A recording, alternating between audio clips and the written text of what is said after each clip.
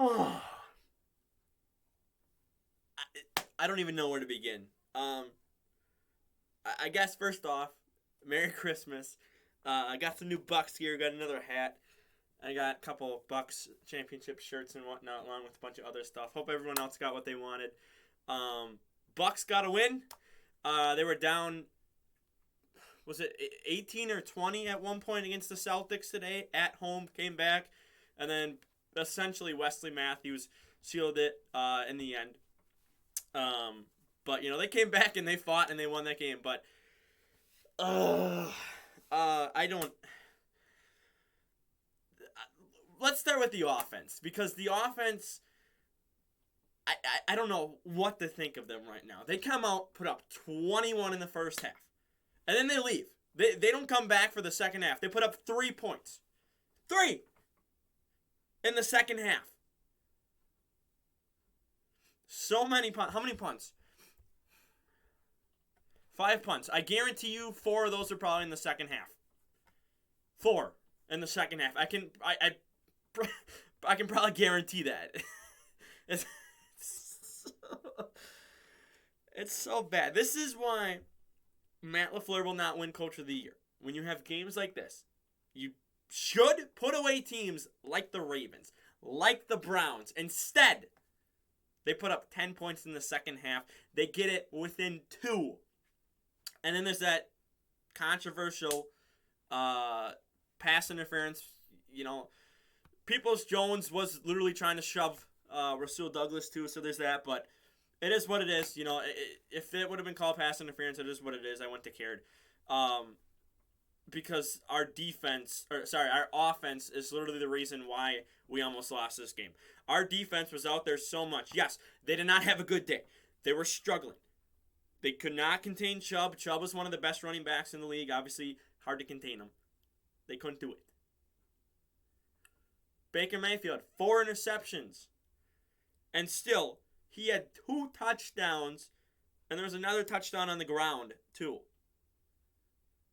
The only reason this game is not tied is because the kicker missed the first extra point, the opening drive, and then they had to go for 2, the second touchdown in the second quarter. That's the only reason. If Cleveland had a kicker, it's 24-24, and this game might be going in OT. Even though Aaron Rodgers had 43 seconds and 2 timeouts, but and they had the ball about midfield, so maybe not. But just absolutely terrible on offense. Absolutely terrible. You come out and you look like you're just going to put up 40 points. You come out guns a-blazing. Everything's clicking. 14 in the second quarter. Okay, let's get this. And then you just leave the game. I don't get it. I mean, Rodgers had a good day. 24 of 34, 202 yards, 3 tutties, no interceptions, 0 sacks. That's, O-line did its job. Run game, 109 total yards. Browns had 219. Nick Chubb destroyed our defense. Even though the longest was the first... Oh, come on. I hate this stupid thing. The longest was the first carry on their opening drive for 27 yards. And then, from there, just slowly chipped away. But 126 yards. Dearness Johnson literally helped them get 7 points on the board in the fourth quarter because our defense was in man. And I don't know what they were expecting, but it got them inside the... actually, I think it was up the 5-yard line. And then Browns caught them off guard. Defense wasn't set up when they were inside the 5-yard. Touchdown. I mean, the defense just didn't look good today either. This is not a championship team. This team right here, this team tonight is not. You can't have your offense leaving at halftime. You can't. It's just so bad. I'm just so upset. Baker Mayfield, 21 to 36, 222 yards. Had 20 more yards than Rodgers. That's crazy. 2 touchdowns, 4 interceptions. That's his career high. 5 sacks on the day, and they still were within 2 points. 5 sacks, 4 interceptions, still a 2-point game. The Bucs would roll over us. This is terrible. This is absolutely terrible. I don't know statistically. I don't know how we're inside the top 10 for defenses because this is not a top 10 defense. They don't play like it. Maybe statistically on paper they are. They don't play like it watching them live. Well, on a TV live or in person, I guess. But it's not. This is not good. Our defense, our offense. Special teams did pretty good. I mean, I can't fault special teams. They did what they needed to do. Corey Bojorquez had a monster punt. Does it say what was his longest here? 56-yarder. I think that was in the fourth quarter. That was a long punt. They ended up scoring on that drive, but that was a long punt. Took a good chunk off the clock. 37 here for the Browns kicker. It was his only punt. So, 1 punt! We had 5! That's... God. Yeah, here, punt return, 26 total yards here on punt returns, 83 total off of 4 there, longest is 28. So, yeah, not terrible. 44 yards here on kick returns, 9 here off of the 1. Off of the 1 kick return. But, again, special teams looked okay. They looked good. I can't fault them for anything here. Again, 4 interceptions, 2 by Rasul Douglas. The best pickup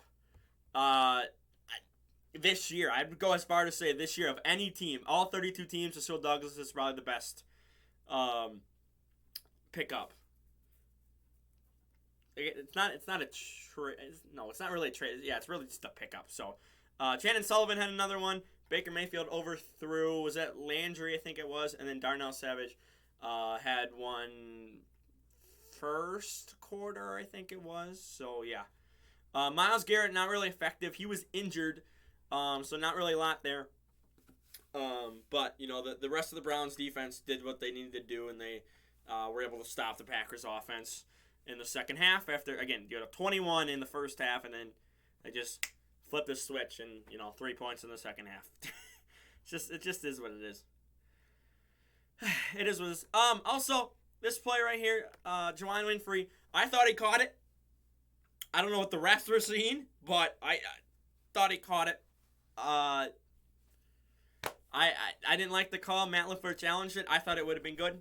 Even the announcers thought it would have been good too. So that was a bad call. That was a bad call. There was a couple of really bad calls in this game. I think this is one of them. Obviously, again, there was fighting on the route on the technically last play of the game by which was the interception, or the last defensive play of the game for the Packers. They were fighting, and then he did get a little jersey, but Peoples-Jones was trying to push him away. He was literally trying to shove him. You can kind of see him if you look at his arms. But it is what it is. I agree. If it would have been called pass interference, I wouldn't have been mad because there is, you can see he got the back of his jersey there. So I get it. I get why people are mad, and again, it's changed the outcome of game. But I mean, this Packers team is just.